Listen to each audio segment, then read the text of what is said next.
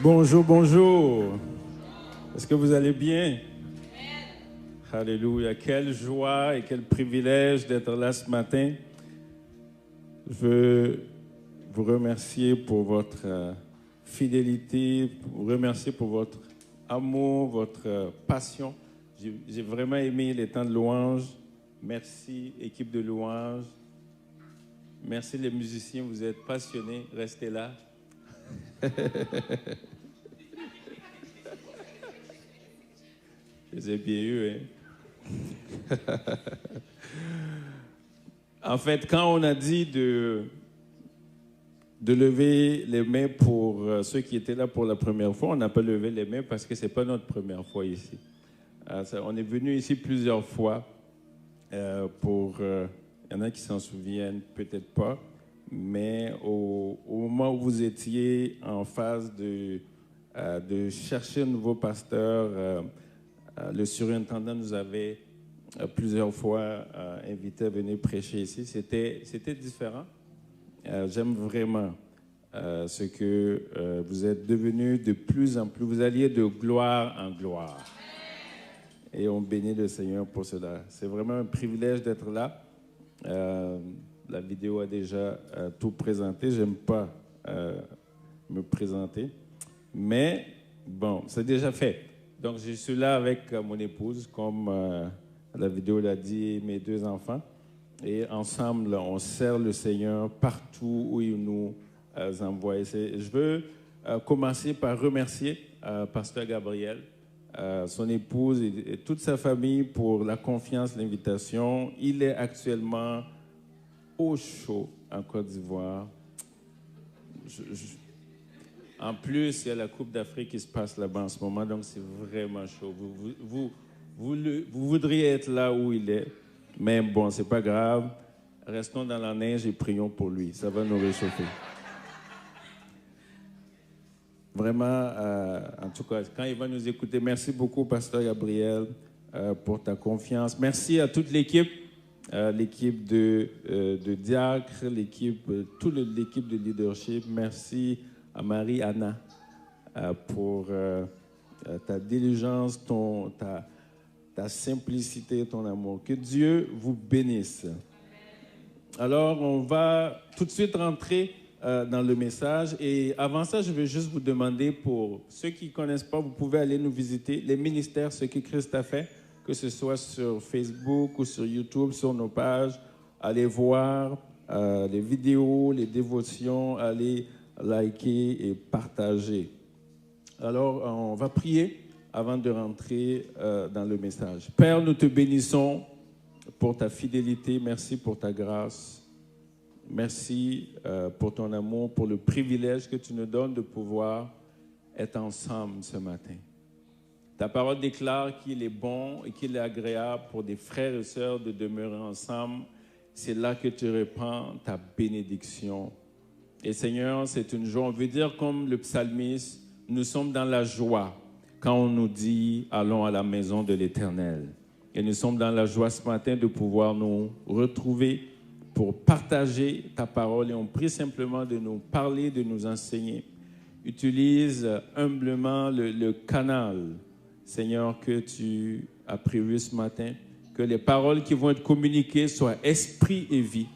Et que dans tout ce qui va être dit et fait, que seul ton nom soit glorifié dans le nom de Jésus.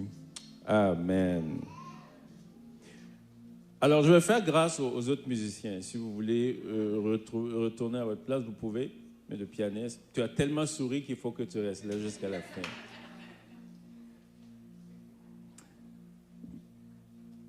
Mais si les autres veulent compatir avec toi, ils peuvent rester là. Alors, ce matin, le titre de mon message, c'est « Le témoignage de votre foi » ou « La foi à laquelle on rend témoignage ». Vous savez, on parle beaucoup de foi et on entend souvent parler de la foi. Un chrétien doit avoir la foi, c'est par la foi que nous sommes sauvés. Hein? Et j'aimerais ce matin vous parler de l'aspect de la foi au complet. Des fois, on parle d'une petite bride, d'une petite portion, et des fois, plusieurs, en écoutant ça, sont découragés de leur vie. Et je suis convaincu que des gens ce matin qui se disent, moi, j'ai plus la foi. Moi, j'ai plus la foi parce que on m'a dit de croire par rapport à une situation. J'ai cru. Ça fait des mois, des années que j'ai cru et je ne vois rien se passer.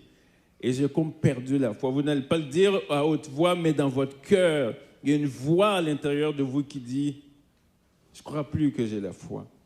Et d'autres vont dire, moi, je suis au plus bas de ma foi. J'ai commencé à prier, j'ai commencé à intercéder, à déclarer pour certaines choses. Ma foi était comme ça. Et au fur et à mesure que le temps passait, ma foi a baissé. Je suis au plus bas de ma foi. Et d'autres qui disent, mais je ne sais même plus c'est quoi la foi. Je ne sais même plus c'est quoi la foi. Est-ce que c'est quelque chose que je veux, que j'ai pris dessus, que je crois, et il n'y a rien qui se passe. Et beaucoup, aujourd'hui, on parle de la crise de la foi dans nos milieux aujourd'hui. Mais c'est important de s'arrêter un instant et de réaliser c'est quoi vraiment la foi dont la parole de Dieu en parle. Vous savez, quand vous cherchez des réponses, le premier endroit que vous devez aller chercher, c'est la parole de Dieu. Parce que la parole de Dieu, qui est notre manuel de vie, a toutes les réponses. Je dis souvent aux gens que quand tu offres un objet à quelqu'un, quand tu offres le piano à quelqu'un, ça vient avec un manuel d'utilisateur. Et généralement, ce qu'on fait, c'est qu'on essaie de monter tout jusqu'à ce qu'on ait un problème pour aller voir le manuel d'utilisateur. Et le pire, des fois, c'est que quand tu fais ça, on te dit, tu te rends compte que c'est la première réaction que tu as forcée. Donc, il faut démonter tout ce que tu as déjà passé 2 heures à monter pour le remonter. Et vous savez, sur chaque manuel d'utilisateur, il y a un document qu'on met dessus, qu'on met garantie. Le document est garanti quand tu suis la procédure du manuel. Et le fabricant est tenu, selon ce qu'il a dit par la garantie, de réparer ce qu'il a dit. Voilà notre manuel d'utilisateur pour notre vie. Et il est garanti. Le fabricant, le créateur a garanti que nos vies iraient comme lui l'a prévu si nous marchons selon le manuel. Et vous savez c'est quoi la garantie? C'est le sang de son fils qui a été scellé en disant peu importe, voilà la garantie que si ça ne marche pas, je m'engage à réparer. Et c'est vraiment important cela. Et c'est pour ça ce matin on va passer du temps à ouvrir plusieurs versets ce matin pour parler sur ce grand thème de la foi. Vous savez, Jésus, dans Luc, le chapitre 18, et à partir du verset 6, va parler l'histoire d'une femme et d'un juge inique, un juge mauvais. Et il va raconter l'histoire et chaque jour, chaque fois, la femme allait vers le juge et lui demandait de lui rendre justice. Et le juge était méchant, on le dit comme ça, il était inique. Et la femme venait, insistait et constamment venait. Et la Bible dit qu'il s'est levé, il a fait justice à la femme, pas parce qu'il voulait le faire, mais le fait que la femme l'importunait, persévérait, venait le voir. Et Jésus va dire comme ça, le Seigneur ajouta, notez bien comment ce mauvais juge réagit. Verset suivant. Alors, pouvez-vous supposer que Dieu ne défendra pas le droit de ceux qu'il a choisis, qui croient en lui nuit et jour, et qu'il ne tardera pas à leur venir en aide? Et le dernier verset. Moi, je vous dis qu'il défendra leurs droits promptement. Et voilà ce qu'il dit. Seulement, lorsque le Fils de l'homme viendra, trouvera-t-il encore la foi sur la terre? Cette parole a été déclarée par Jésus et 2000 ans plus tard, quand on regarde la vie des gens, on se demande est-ce qu'il y a encore la foi sur la terre? Et quand Jésus dit est-ce on trouvera encore la foi sur la terre, il parle d'une certaine une foi. Pas juste la foi de dire « moi je crois en Dieu », parce il vient de raconter une histoire. Et Jésus fait généralement des liens avec ce qu'il dit. Quand tu viens à Jésus, c'est ça qui est extraordinaire. Tu viens à Jésus, tu lui parles de quelque chose et tu as l'impression qu'il te parle d'autre chose, qui n'a rien à voir avec la question que tu poses. Un certain Nicodème qui vient et dit « Ah, tu es le maître d'Israël, le roi d'Israël, personne ne peut parler comme toi. » Et Jésus lui dit « Si quelqu'un de né de nouveau ne peut voir le royaume, il dit, c'est quoi le rapport? » Vous savez, quand vous lisez les textes de Jésus, il sait toujours aller à l'essentiel. Il sait aller directement au point, au fond du problème. Et Jésus va dire cette sorte de foi que cette femme avait. Quand je reviendrai, est-ce que je la trouverai encore? Combien dans leur marche ont dû abandonner? Combien dans le courant de leur foi, le zèle de dire je crois que Dieu va faire et je cours et je persévère, puis à un moment donné, pouf, vous ne les voyez plus. Jésus dit cette sorte de foi-là que cette femme avait, quand je viendrai sur la terre, est-ce que je la trouverai encore? Et ça, c'est une question qui doit nous interpeller, mais aussi nous amener à prendre position et à réaliser, de dire, est-ce que j'ai ce genre de foi-là? Est-ce que j'ai ce genre de foi?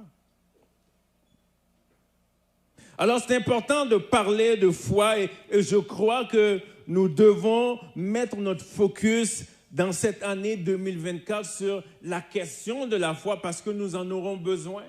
Dans le courant des mois et des semaines et des mois, nous aurons besoin de ce genre de foi-là, cette foi qui tient là malgré les vents et marées.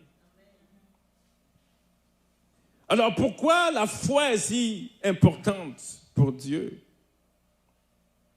La première chose, c'est que la foi plaît à Dieu. Hébreux, le chapitre 11. À partir du verset 6. Or, on va le lire ensemble, vous connaissez. Or, sans la foi, il est impossible de lui être agréable. Il est impossible. Sans la foi, c'est mission impossible d'être agréable à Dieu. Il ne dit pas sans la prière ou sans les dîmes que vous donnez ou sans les chants ou sans les activités. Il dit le point déterminant pour être agréable à Dieu, c'est par la foi. Car celui qui s'approche de Dieu doit croire qu'il existe et qu'il récompense ceux qui le cherchent. Alors vous voulez être agréable à Dieu en 2024? Vous connaissez la réponse? La foi. Sans la foi, il est impossible. Impossible. Premier point, l'importance de la foi. Deuxièmement, pourquoi la foi est importante? Hébreux 10, à partir du verset 35. Parce que la foi, c'est l'élément par lequel nous devons vivre. N'abandonnez donc pas cette assurance. Une grande récompense lui appartient. La suite. Car il faut de la persévérance, afin qu'après avoir accompli la volonté de Dieu, vous obteniez ce qu'il a promis. La suite. Encore un peu de temps, un tout petit peu de temps, et celui qui doit venir viendra, il ne tardera pas. Celui qui est juste à mes yeux vivra par la foi. Mais s'il retourne en arrière, il ne prend point plaisir à lui. Ou mon juste vivra par la foi. 4 fois dans la parole de Dieu, dans Habakkuk, dans Romains, dans Hébreux, ça dit mon juste vivra par la foi. Et vous savez, des fois, on lit les textes, mais on ne réalise pas. Quand on dit, tu dois vivre par l'oxygène, okay? Tu dois respirer pour vivre. Combien respirent une fois par jour? 5 minutes, puis assez. Personne? Combien respirent aux 3 heures? Non? Si vous faites ça, on va devoir prier pour vous ressusciter. Quand on dit il doit vivre par la foi, vous respirez constamment. Je suis en train de parler et vous respirez. Ça veut dire que quand on dit tu vis de quelque chose, ça devient une seconde nature.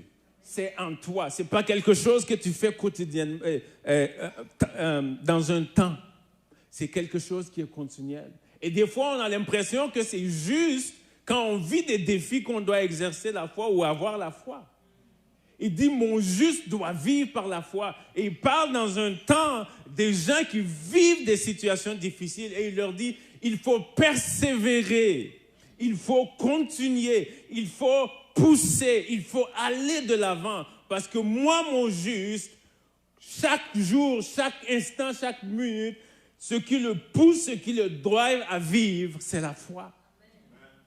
Dit premièrement, la foi m'est agréable. Deuxièmement, mais vous devez vivre par la foi. Alors, regarde ton voisin et regarde comment il va respirer. Demande si la foi est sortie de sa respiration. Demande-lui, est-ce que tu respires la foi? Troisièmement, pourquoi la foi est importante? C'est que c'est la foi qui triomphe du monde. Amen. 1 Jean 5, à partir du verset 3. Car aimer Dieu, c'est accomplir ses commandements. Ceux-ci d'ailleurs ne sont pas pénibles. La suite. Car tout ce qui est né de Dieu triomphe du monde, et la victoire qui triomphe du monde, c'est ce n'est pas la prière. Non, ce n'est pas le combat spirituel. Non, ce n'est pas la louange. Tout ça, c'est bien. Il faut. Il dit, mais la victoire qui triomphe du monde, c'est notre foi. Alors, si tu veux triompher du monde, il faut que ta foi soit intacte. Si on dit que pour pouvoir triompher dans un combat, il faut une épée, il faut que ton épée soit intacte pour pouvoir triompher. Parce que si ton épée est coupée ou à la moitié ou en bas, tu ne peux pas triompher. Alors, si tu veux triompher, c'est important de t'asseoir et puis dire, elle en est où ma foi? Et c'est important de s'asseoir et réfléchir. Vous savez, des fois, en tant que chrétien, on est habitué à faire des choses, ça devient des routines. Et on s'arrête difficilement pour s'examiner. L'apôtre Paul va dire, examinez-vous et voyez si vous êtes encore dans la foi. Examinez, dans examiner, il y a le mot examen. Assois-toi et fais un examen de toi comme un médecin. Vous arrivez chez le médecin, il vous fait un examen. Il check partout dans votre corps pour voir si tout fonctionne.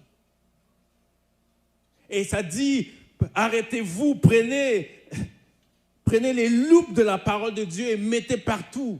Vérifiez votre cœur.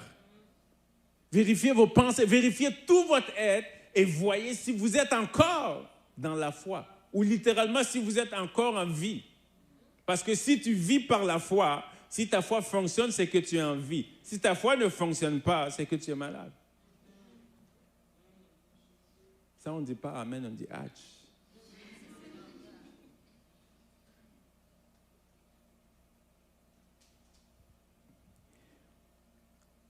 C'est la foi qui triomphe du monde. Alors, de quelle foi parle la Bible? C'est quelle foi à qui on rend témoignage?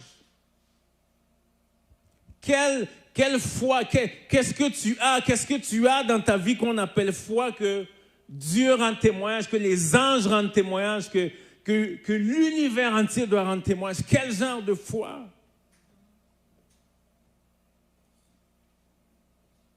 Mon juste vivra par la foi. Vous connaissez bien la définition de la foi qu'Hébreu donne. Hébreu 11, vous connaissez par cœur. Or, la foi, Des choses qu'on espère, une démonstration de celles qu'on ne voit pas. Or, la foi est une ferme assurance des choses que, une démonstration.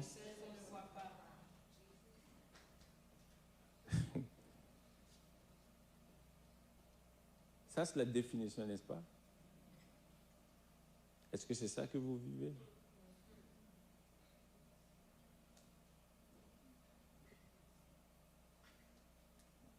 Vous savez la différence entre la prédication et l'enseignement? La prédication suscite la foi et l'enseignement assoit la foi.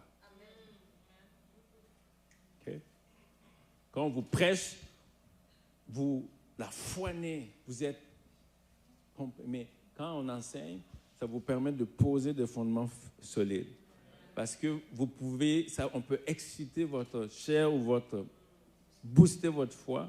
Puis quand vous passez la porte, l'ennemi vous dit une parole, puis c'est fini pour la journée. C'est pour ça que j'aime enseigner et de prendre le temps de décortiquer des fois les mots pour qu'on puisse comprendre. Pour que ça descende dans notre cœur, pour qu'on devienne des chrétiens inébranlables.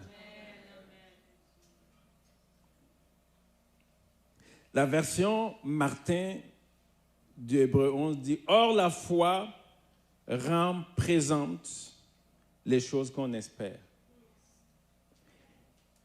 Elle est une démonstration de celles qu'on ne voit pas. » Vous savez, on nous a toujours dit que la foi, c'est prier pour quelque chose, de croire, de recroire, de croire fermement, et on va finir par l'avoir. Vous savez, on a mis l'accent sur avoir.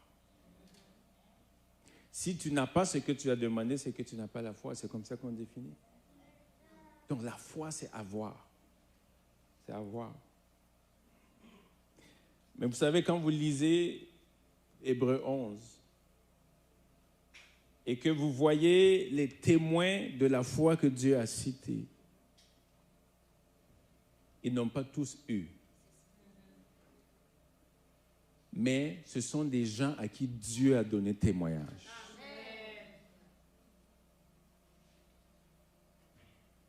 Je suis venu chambouler un peu votre théologie par rapport à la foi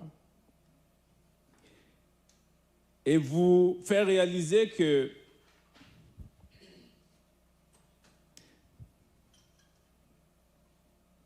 ce n'est pas tout d'avoir. Et je vais le parler plus tard, la vie chrétienne ne commence pas par avoir. Parce que comme je dis, si tu as sans être, tu vas perdre ce que tu as.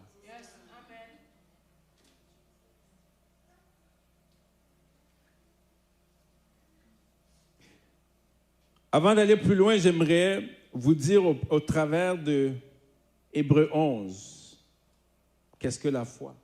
Et c'est là que tu vas m'accompagner. La foi à laquelle on rend témoignage.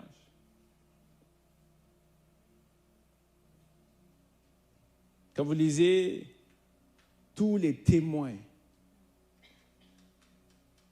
qu'on a cités et leur vie et ce qu'ils ont eu, ce qu'ils n'ont pas eu, leurs souffrances, leurs difficultés. J'aimerais te dire que la foi à qui on rend témoin, c'est une foi qui croit aux réalités spirituelles. C'est une foi qui conduit à la justice. On y va. La foi à laquelle on rend témoignage, c'est une foi qui cherche Dieu.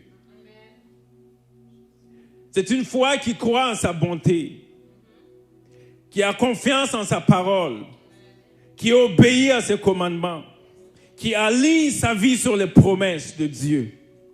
C'est une foi qui rejette l'esprit du siècle présent. C'est une foi qui cherche le domicile céleste. C'est une foi qui persévère dans l'épreuve.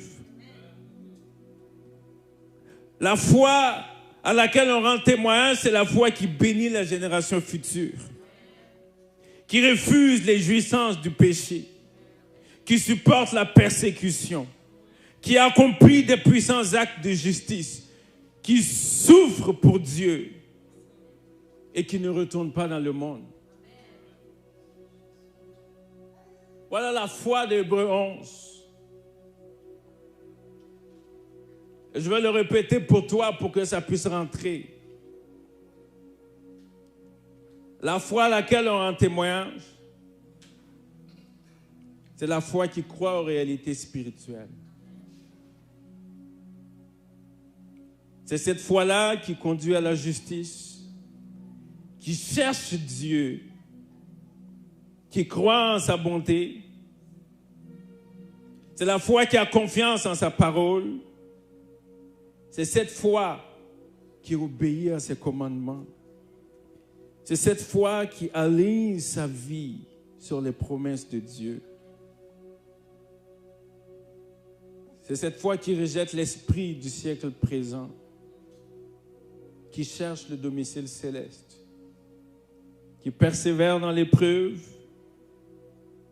qui bénit la génération à venir, qui refuse la jouissance du péché, qui supporte la persécution, qui accomplit de puissants actes de justice pour Dieu, qui souffre pour Dieu et qui ne retourne pas dans le monde. Voilà ces gens à qui Dieu a rendu témoignage, à qui le ciel a rendu témoignage.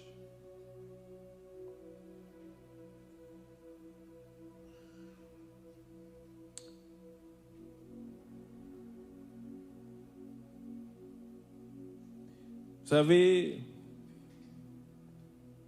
on a modelé notre vie chrétienne sur, comme je le disais tantôt, sur avoir.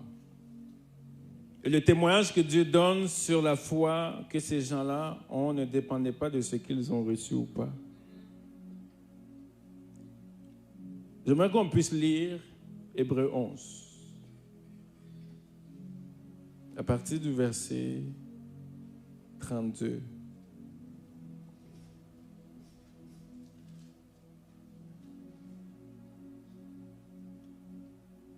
Hébreux 11. Vous savez, Hébreux, ça parle d'Abraham, ça parle de Moïse, ça parle du peuple d'Israël, ça parle de Rahab. Et il arrive à un moment où il parle de notre catégorie de personnes.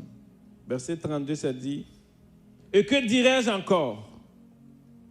Car le temps me manquerait pour parler de Gédéon, de Barak, de Samson, de Jephthé, de David, de Samuel et des prophètes, qui par la foi vainquirent des royaumes, exercèrent la justice, obtinrent des promesses, fermèrent la gueule des lions, éteignirent la puissance du feu, échappèrent aux tranchants de l'épée, guérirent de leurs maladies, furent vaillants à la guerre, mirent des fuites des armées étrangères.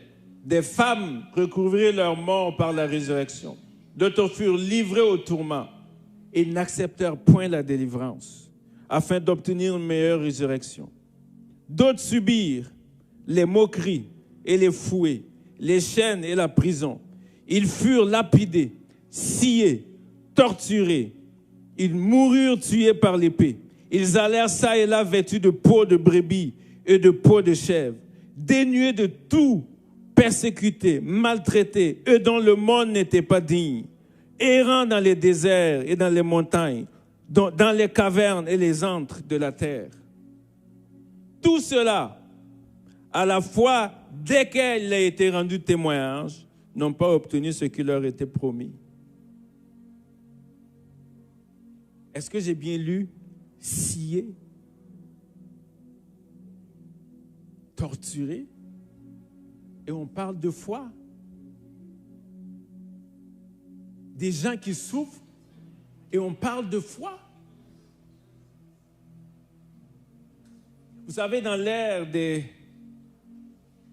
premiers chrétiens, on jetait littéralement des gens dans des fosses, des cages aux lions, on leur disait « Renie Jésus ». Et des jeunes filles, des adolescentes disaient « On préfère la mort que de régner Jésus ». On amenait des femmes enceintes devant leur mari et on leur dit « Tu risques de perdre ta femme, on risque de la tuer, elle et l'enfant, si tu ne réunis pas Jésus ». Et il restait là en disant « Je ne réunirai jamais mon maître ». Et la femme était tuée et l'enfant.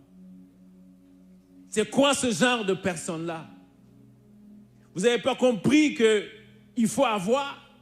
Vous n'avez pas compris qu'il faut obtenir pour qu'on puisse rendre témoignage que ta foi est grande?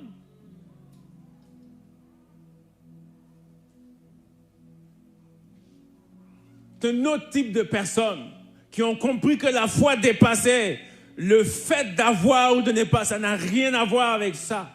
Oui, c'est une résultante de ce que la foi donne. Mais ma foi ne dépend pas de ce que Dieu me donne ou ne me donne pas. Si Dieu me dit que dans les prochaines 10 années, il ne me donnera rien, ça ne change rien, il reste mon Père.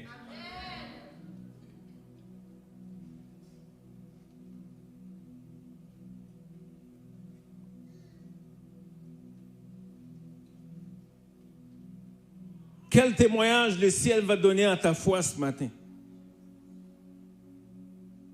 Pas la foi, mais un témoignage de foi.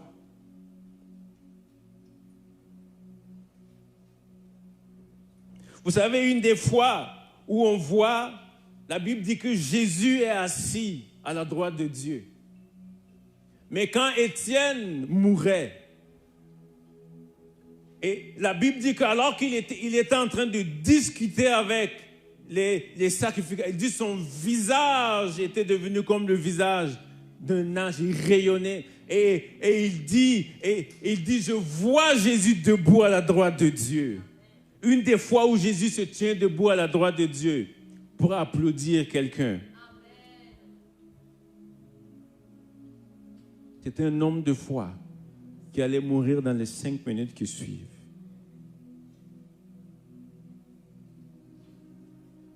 Et vous pensez que la foi à laquelle on rend témoignage, c'est quand tu pries et puis tu as ton prochain loyer? C'est très bien. Et Dieu pourvoit et il veut pourvoir nos besoins. Mais je te parle d'une foi supérieure. Je te parle d'une foi à laquelle on rend témoignage. Et ce matin, je veux que vos cœurs soient inébranlables au Dieu que vous servez. D'être comme l'apôtre Paul qui dit, rien ne me séparera de l'amour de Dieu manifesté en Jésus. Les tribulations, les souffrances, la douleur, non. Rien ne me séparera de cet amour.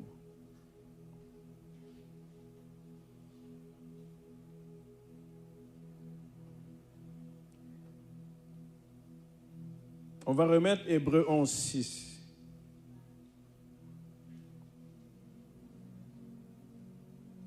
Ça dit, or sans la foi, il est impossible de lui être agréable, car celui qui s'approche de lui doit croire qu'il existe et qu'il est, et le récompense ceux qui le cherchent.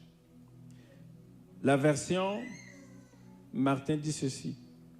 Or, il est impossible de lui être agréable sans la foi, car il faut que celui qui vient à Dieu croit que Dieu est. Vous savez que Dieu ne conjugue pas le verbe être comme nous. Normalement, nous on dit je suis celui qui est. Dieu dit je suis celui qui suit. Quand on demande c'est quoi son nom, il dit je suis celui qui suit. En français, c'est quoi? Il dit, et Jésus dit je suis. C'est pour ça qu'on veut le lapider, je suis. La première chose que la foi à qui on rend témoignage doit savoir, ce n'est pas d'avoir, mais c'est de savoir.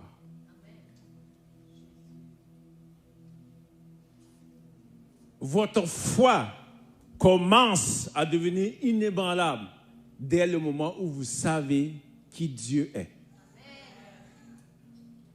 Je vous ai dit, ce n'est pas avoir, c'est savoir.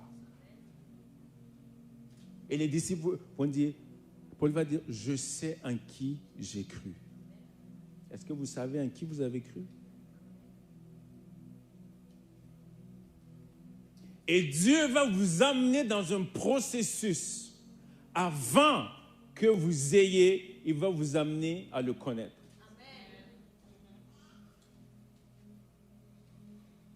Et la Bible parle ici dans Hébreux 11 d'Abraham. Dieu lui fait une promesse. Tu vas devenir père d'une multitude. Et le gars et sa femme sont stériles, ne peuvent pas avoir d'enfants. Il reçoit la promesse. Mais Dieu l'amène dans un voyage pour apprendre, pour qu'il apprenne. Pas premièrement pour qu'il ait son fils, mais pour qu'il apprenne à le connaître. Et Abraham, au travers de ses 25 ans, marche avec Dieu, chute, se relève, fait des fautes, se relève, encouragé, découragé, il déconne, on le ramène. Et il finit à un moment donné par vouloir faire ce que Dieu lui demande. Dieu dit qu'il allait avoir. Et par avoir Ismaël, il essaie toutes sortes de choses. Et dans Genèse 15, Dieu s'arrête et puis dit à Abraham, mon nom est El Shaddai, qui veut dire le Dieu tout suffisant. Je n'ai pas besoin de ton aide.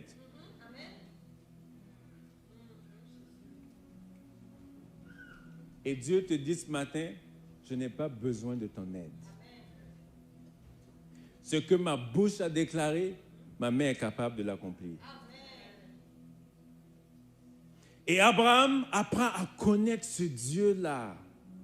Il dit, ok, j'ai appris à le connaître.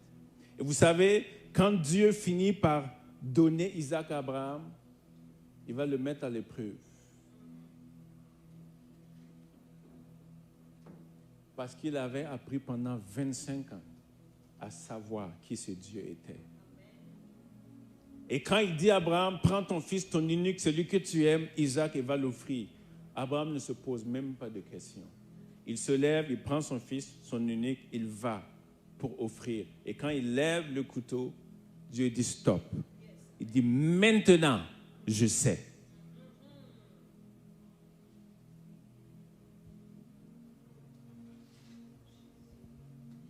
Retenez cette phrase. Vous apprenez, vous savez, vous connaissez dans votre cœur, vous réalisez que vous connaissez Dieu si vous êtes capable de tout lui donner et lui faire confiance. Amen. Pendant 25 ans, il a attendu. On s'est peut-être moqué de lui dans le quartier. Il a attendu 25 ans et il a dit aux gens, la promesse va s'accomplir. Et la promesse s'accomplit et Dieu lui dit, va sacrifier Isaac. La majorité d'entre nous ici commenceront à chasser les démons en disant, c'est une voie du diable. Dieu ne peut pas me demander de sacrifier mon fils. 25 ans. Mais Abraham avait appris à savoir qui Dieu était. Et Hébreu nous dit pourquoi Abraham était capable de sacrifier Isaac, parce qu'il avait compris et réalisé que même s'il sacrifiait Isaac, Dieu était capable de le ramener à la vie. Amen. Parce qu'il a connu et compris que Dieu peut ressusciter les morts. Amen. Et quand Abraham fait ça, Dieu dit non, tu es passé à un autre niveau. Maintenant, tu es mon ami. Amen. L'amitié de Dieu, la Bible dit, est pour ceux qui le craignent. Et qui obéissent. Et cette action-là, Dieu a dû dire à Abraham, prends le livre des œuvres et note ça. Ça, c'est extraordinaire.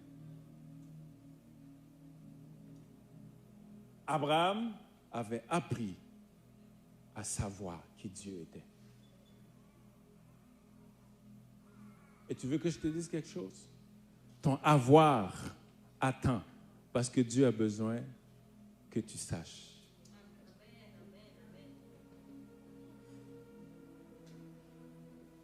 Parce que si tu as sans savoir, tu vas finir par perdre ce que tu as.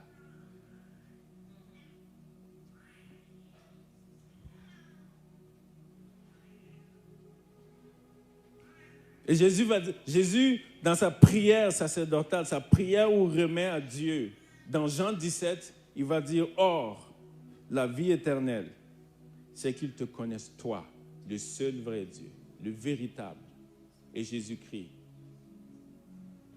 celui que tu as envoyé. » Il dit, la vie éternelle, c'est qu'ils te connaissent. Investissez votre temps en 2024 pour connaître Dieu. Vous en aurez besoin.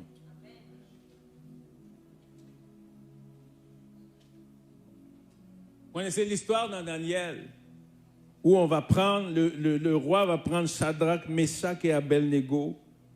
Il va leur dire, j'ai appris que vous ne vous êtes pas prosternés. Il dit, on va sonner encore le corps, la trompette, et vous allez vous prosterner. Et moi, j'aime ces trois jeunes hommes-là. Ils sont cool. Ils disent au roi, « Roi, nous n'avons même pas besoin de te répondre dessus. » Vous savez, c'est pas Nebuchadnezzar, c'est pas Justin Trudeau, là. Il ne rit pas avec les gens, lui. Il a des lions qui peuvent te faire manger. Il vient de chauffer une fournaise. Que la personne qui t'amène pour te jeter dedans meurt à cause des flammes, là. Et il leur dit, on n'a même pas besoin de te répondre dessus. Il dit, nous ne allons pas nous prosterner devant ces statues parce que la parole de notre Dieu dit de ne pas de se prosterner devant une statue. Et il leur dit comme ça, notre Dieu est capable de nous délivrer de ta main. Et ça, c'est même pas la phrase. Il dit, mais même s'il ne le fait pas, ça ne change rien à lui. En d'autres termes, il leur dit, notre Dieu est capable de répondre à nos prières. Et dans cette situation-là, même s'il ne répond pas, ça ne change rien à qui il est.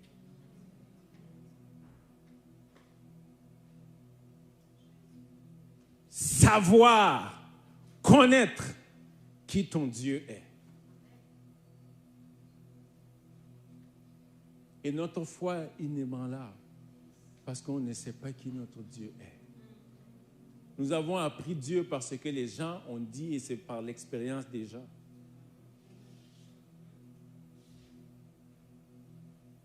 Et Jésus va demander aux disciples, mais qu'est-ce qu'on dit? Qu'est-ce que les gens disent de moi?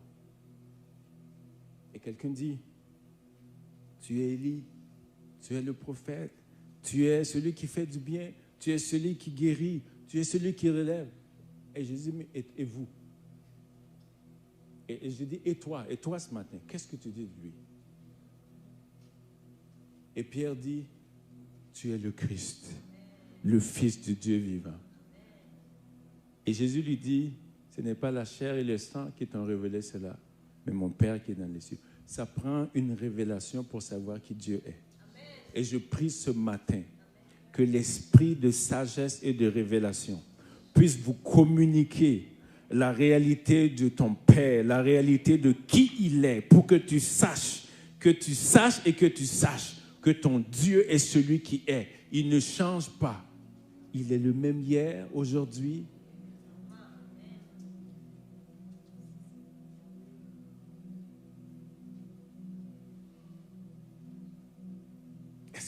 Est-ce que tu sais qui ton Père est?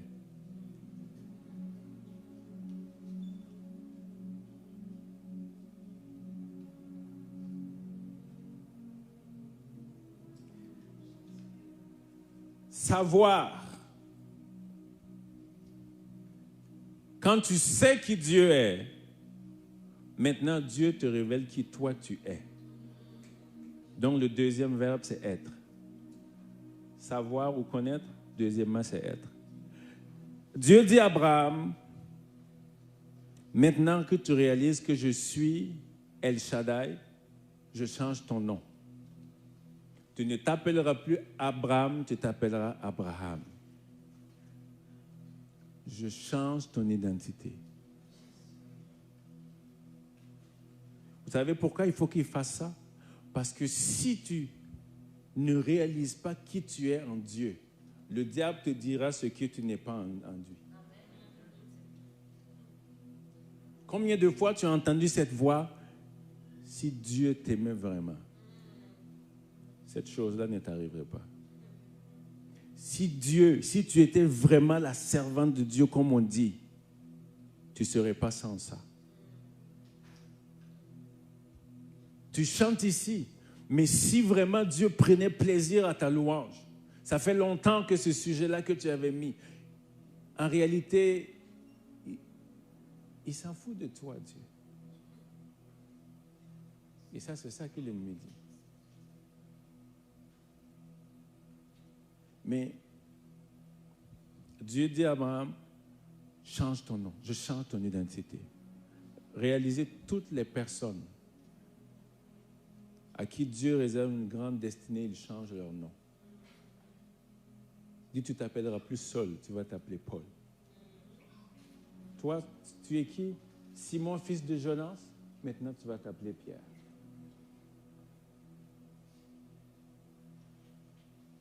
Parce qu'il a besoin qu'ils réalisent qui ils sont en Christ. Et je prie ce matin que Dieu change ton nom. Pour que quand tu marches, peu importe ce qu'on te dit, ou peu importe ce que les situations te disent, tu sais qui tu es. Et ce que tu es a été décidé par Dieu. Le nom qui t'a été donné, c'est Dieu qui t'a donné et rien ne peut changer cela. Et quand vous changez de nom, vous n'avez pas encore la chose. C'est encore là la foi. Abraham, on l'appelle père d'une multitude. Vous vous imaginez dans le quartier, quand il passe, on dit père d'une multitude. On dit, mais Abraham a un enfant maintenant? On dit non. Tu regardes, il fait le malin. Il n'a même pas un enfant, il s'appelle père d'une multitude. Parce que la foi, c'est croire aux choses invisibles comme si elles étaient maintenant. Une démonstration de celles qu'on ne voit pas. Et Dieu démontre en changeant le nom. Tu ne t'appelleras plus Mara, souffrance. Tu t'appelleras mon plaisir. Dis Dieu.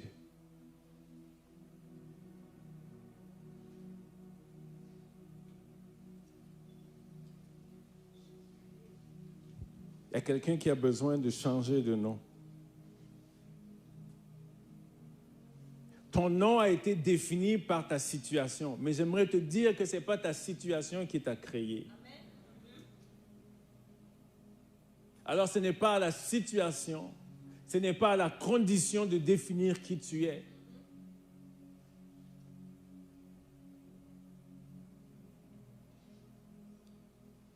C'est ça la foi à qui Dieu rend témoignage. La troisième chose, c'est ce qu'on aime le plus, la foi qui a. Mais ça prend cette persévérance-là dont Jésus parle. Abraham, ça a pris 25 ans. Son fils Isaac, ça a pris 20 ans. David, on l'a oint roi. Il a attendu 7 ans. Joseph, 14 ans. Waouh, c'est long.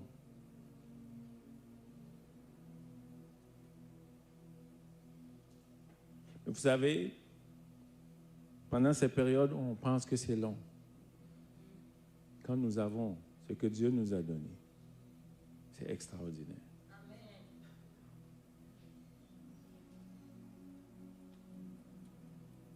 Et je sais que tu as des attentes ce matin. Mais Dieu voulait te rappeler quelque chose.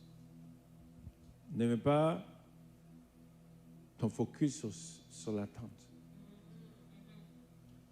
Regarde à moi. Vous savez, quand je lis le livre de la Genèse,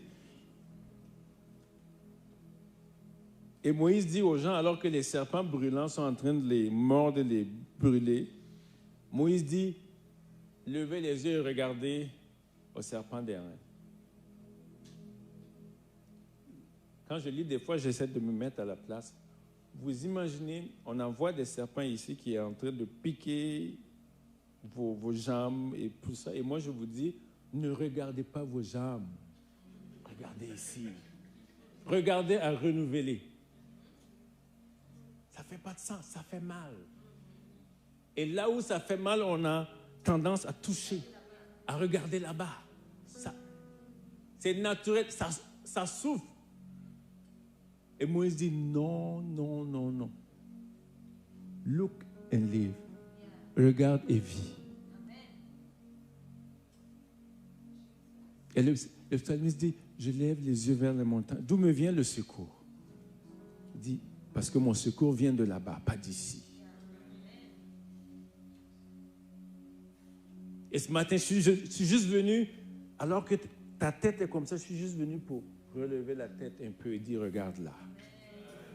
Car ta délivrance vient de l'Éternel.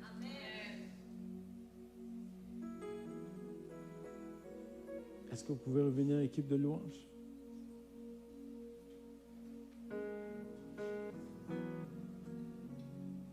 Je veux que ta foi soit assise ce matin parce qu'on va prier pour la démonstration de ce qu'on ne voit pas.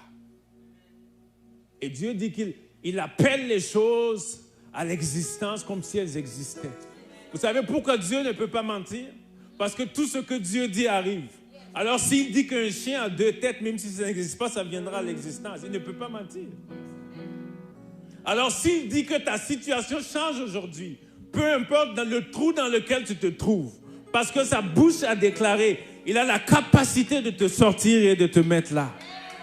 Et je dis souvent aux gens, vous savez, l'arc, pour que l'arc, la flèche aille plus loin, il faut tirer l'arc plus en arrière. Plus tu tires en arrière, plus il va plus loin. Et des fois, tu ne sais pas pourquoi tu vas en arrière. Toi, tu veux avancer, mais Dieu te tire en arrière. C'est parce que tu as une flèche dans son carquois. Et il tire en arrière le plus possible pour te lâcher, pour que tu atteignes la cible. Alors, ne sois pas découragé ce matin. Est-ce qu'on peut se tenir debout? J'aimerais que tu déclares ce matin, rien ne pourra me séparer de l'amour de Jésus.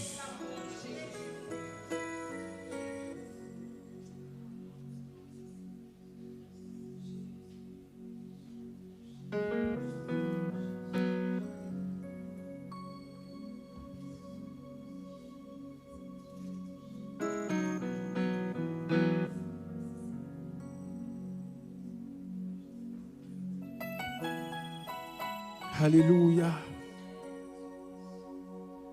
Dieu est ici ce matin par son esprit. Et Dieu est en train de te dire, le livre, le chapitre de Hébreux 11 n'est pas terminé. Le point qu'il y a au dernier verset n'est pas terminé. Il attend ton nom pour le rajouter ce matin.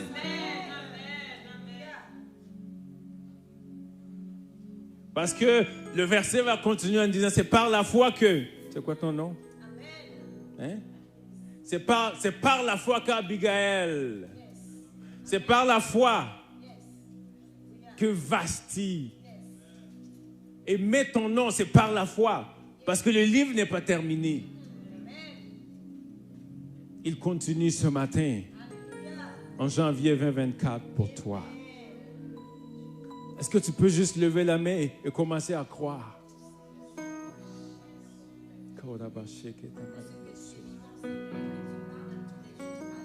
Mon Dieu est le Dieu des miracles.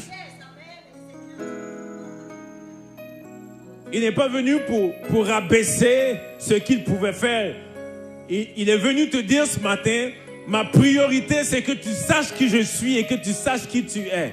Avant que ce que j'ai prévu pour toi ne vienne à son accomplissement. Parce que tu seras solide, inébranlable. Alors commence à élever la voix et dire combien tu fais confiance à ce Dieu merveilleux, à ce Dieu excellent. Et on va chanter ce matin que notre Dieu est le Dieu des miracles. Et que Seigneur, moi je crois en toi.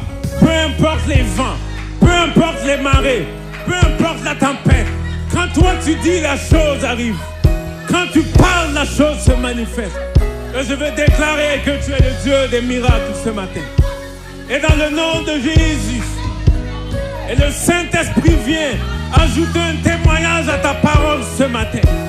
Et tu viens déclarer ce matin que le ciel l'entende, que même l'enfer l'entende, que tes paroles sont vraies, solides, inébranlables ce matin en Jésus.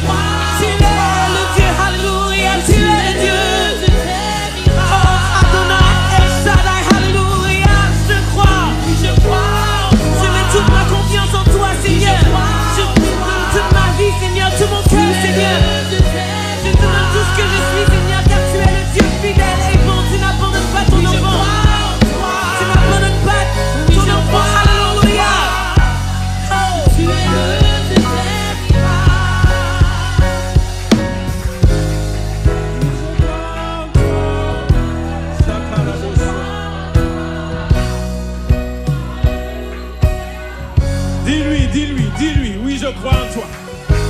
Ma foi est en toi. Mon espérance est en toi.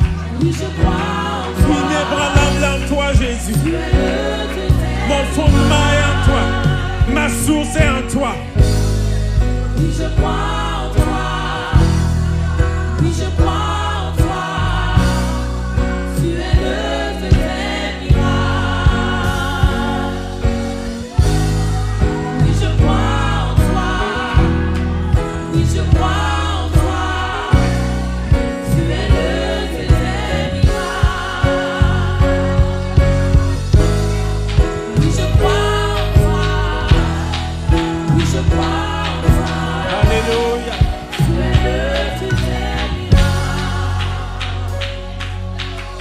On va faire quelque chose ce matin.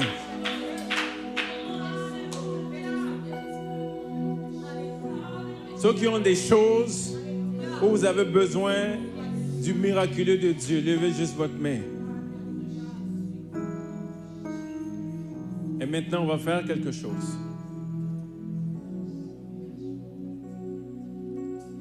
Les disciples ont dit, nous croyons C'est pour ça que nous parlons. Et maintenant, tu vas parler. Tu vas être le prophète de ta vie ce matin. Tu vas déclarer, tu vas prophétiser les choses. Dieu a dit à Ézéchiel,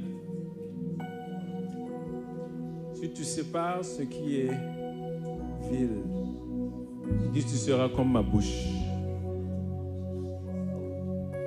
Dieu dit et la chose arrive. Toi aussi, tu vas dire ce matin, la chose va arriver. Alors, tu vas prophétiser sur la situation. Si c'est des ossements, tu appelles la chair, va venir. Si la chair est là, mais il n'y a pas l'esprit, appelle l'esprit. Tu n'as même pas besoin d'appeler l'esprit des quatre vents parce que le Saint-Esprit est déjà là. L'esprit glorieux, l'esprit de Jésus-Christ est ce matin. Et c'est lui qui va faire. Si ton corps est malade, parle à la maladie. Ordonne à la maladie de quitter maintenant au nom de Jésus de Nazareth.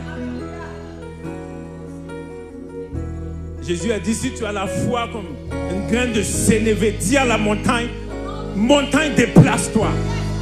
Pourquoi il dit parle à la montagne? La montagne a des oreilles. Ta situation a des oreilles. Alors tu vas lui parler ce matin et tu vas lui donner des ordres.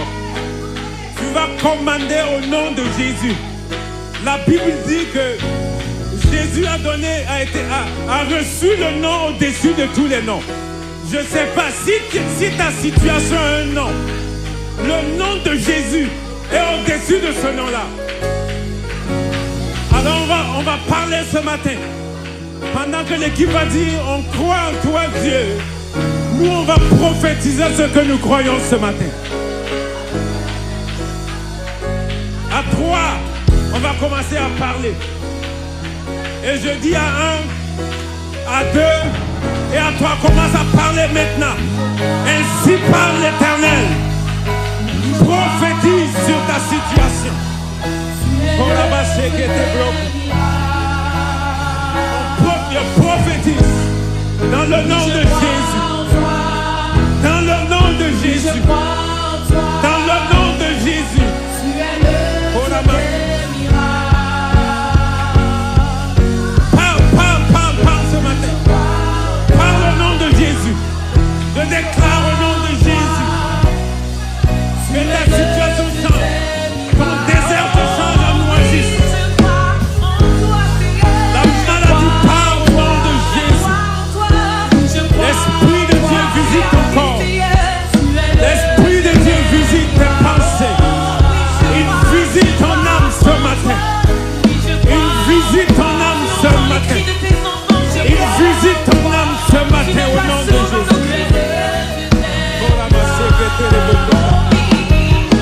Je chasse la dépression. Je réprime la dépression. Je réprime l'esprit de mort. Au nom de Jésus, tu pars, tu pars, tu pars. Au nom de Jésus. Je crois en toi. Je crois en toi. Je crois en toi. Le Dieu d'immense. Tu es le Dieu béni. Oui, je crois en toi. Je crois en toi. Je crois en toi. Tu es le Dieu. Tu es le Dieu béni. Oui, je crois en toi. Je crois en toi. Je crois en toi. Emporter la spirite, Seigneur. Tu es le Dieu béni. Alléluia, je crois en toi. Je crois en toi. Tu guéris les malades. Oui, je crois en toi. Tu me donnes la vue. Tu es le Dieu béni. Tu me délivres dans les déserts, Seigneur. Nous croyons en toi. Alléluia. Souffle ce matin. Oui, je crois. Souffle ce matin. Souffle ce matin. Souffle ce matin au nom de Jésus. Souffle ce matin. Souffle ce matin. Souffle ce matin.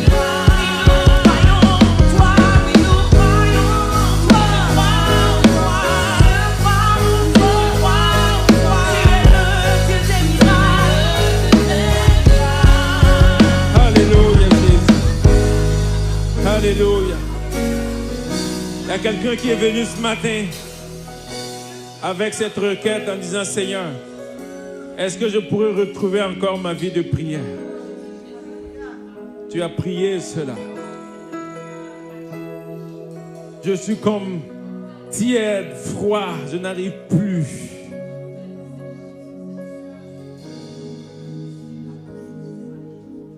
Le souffle de Dieu vient maintenant sur toi. Dieu dit, je n'éteins pas le lumineux qui fume. Je souffle dessus. Et ce matin, Dieu souffle sur toi. Comme un vent qui vient sur toi, Dieu souffle sur toi. Et ce n'est pas seulement renouveler ta vie de prière, il ressuscite ta vie de prière. Sa présence vient sur toi maintenant. Tu sens comme sur tes épaules comme un poids maintenant qui vient. Il vient sur toi. Sur tes épaules. Tu sens comme une main qui se pose. C'est le souffle de Dieu qui vient sur toi. Reçois cette grâce. Reçois cette grâce.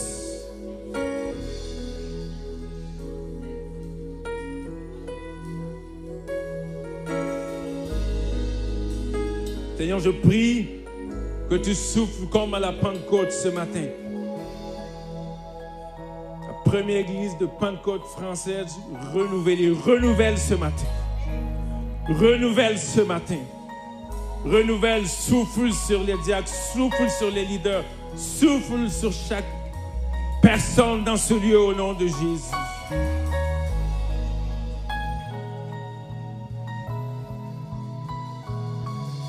Tends tes mains maintenant et reçois cette grâce.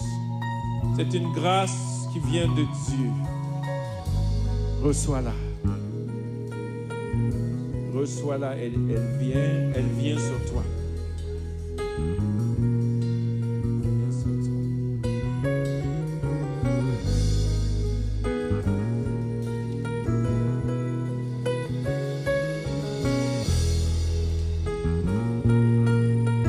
Je crois en toi.